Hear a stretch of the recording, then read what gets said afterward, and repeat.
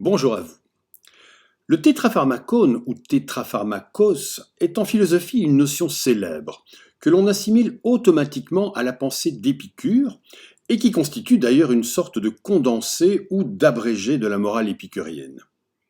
En grec, tétra signifie quatre, tandis que pharmacone peut se traduire ici par remède. On retrouve ce terme dans les mots français pharmacie et pharmacopée par exemple. Le tétrapharmacone signifie donc littéralement les quatre remèdes ou encore le quadruple remède. Pendant l'Antiquité, le terme tétrapharmacum appartient au vocabulaire médical. Il désigne une sorte de potion aux vertus un peu magiques que l'on appelle ainsi dans la mesure où elle est confectionnée à partir de quatre éléments. Cette potion avait pour faculté de guérir certaines maladies du corps.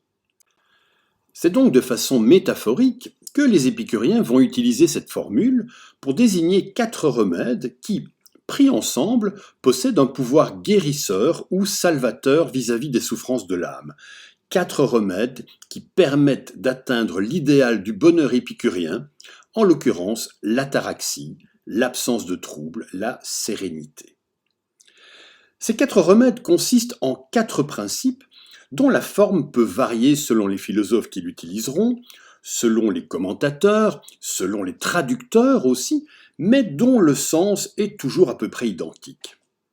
Le premier principe assure que les dieux ne sont pas à craindre.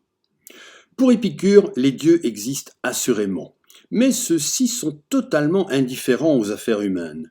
Les dieux ne se préoccupent pas de moi, les dieux ne font pas attention à moi. Dans la conception qu'en a Épicure, aucun dieu ne viendra jamais vérifier si j'ai bien fait mes prières ou si j'ai mangé halal ou kasher. Dès lors, je n'ai évidemment aucune raison d'avoir peur des dieux. Le deuxième principe dit que la mort n'est pas à craindre. En effet, car la mort, en réalité, ne me concerne même pas, puisque tant que je suis vivant, la mort n'est pas là, et que quand la mort est là, c'est moi qui ne suis plus là. Le troisième principe affirme que la souffrance est supportable. La souffrance fait partie de la vie. Au cours de mon existence, je vais inévitablement la rencontrer, qu'elle soit physique, morale ou métaphysique. Et face à cette souffrance qui est de toute façon inévitable, le message d'Épicure est très simple. Il faut faire avec. Il n'y a en fait que deux issues. Soit la souffrance est trop importante, elle est insupportable, et alors elle me conduit rapidement à la mort, ce qui constituera une bénédiction, puisque je ne souffrirai plus et que je sais désormais que la mort n'est pas à craindre. Soit la souffrance est légère, elle est supportable, et alors par définition, je peux la supporter. Enfin, le quatrième principe rassure quant au fait que le bonheur est facile à obtenir. Envisagé comme une absence de souffrance, le bonheur est en effet facile à atteindre, à condition de pouvoir satisfaire les désirs essentiels, qu'Épicure appelle naturels et nécessaires. Par exemple, ne pas souffrir de la faim, de la soif, du froid. Mais aussi à condition de savoir profiter du bonheur quand il se présente. La souffrance faisant partie de la vie, il faut savoir profiter des petits moments de répit que l'existence nous offre de temps en temps.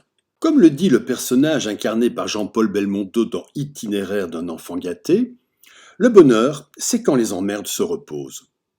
Profitons donc pleinement de ces quelques moments de répit, qui peuvent par exemple prendre la forme d'un moment partagé avec un ami, du plaisir de sentir le soleil sur ma peau, du plaisir de goûter un fruit frais ou de boire un verre de vin en bonne compagnie.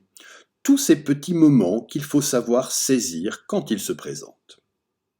Le tétrapharmacone consiste donc en un quadruple remède thérapeutique, ce qui a priori n'a rien d'étonnant quand on connaît le sens du nom d'Épicure. Épikuros signifie en effet à peu près celui qui secourt, celui qui prête assistance. Rien donc de plus logique que de voir que celui qui secourt propose un remède qui permet de guérir. Et pourtant, Épicure, dans les rares textes que nous possédons aujourd'hui de lui, n'utilise jamais le terme tétrapharmacone, même si les quatre principes qui le constituent sont évidemment bien présents dans sa célèbre lettre à Ménécée. En fait, et dans les documents dont nous disposons aujourd'hui, Le terme n'apparaît dans un sens philosophique qu'un petit peu plus tard, vers le 1er siècle avant Jésus-Christ, chez le philosophe épicurien Philodème de Gadara, qui en propose d'ailleurs une version extrêmement minimaliste. Évidemment, rien ne permet d'affirmer qu'Épicure n'avait pas lui-même utilisé le terme dans certains de ses écrits. Mais si c'est le cas, il s'agit hélas de documents qui ne nous sont pas parvenus. Toujours est-il qu'une tradition bien ancrée depuis longtemps fait que l'on assimile de façon quasi automatique le tétrapharmacone à Épicure et à sa morale. Je vous remercie d'avoir regardé et écouté cette courte vidéo et je vous invite à rester curieux et ouvert, à réfléchir, à discuter, à faire preuve d'esprit critique et puis aussi évidemment à prendre plaisir à la vie.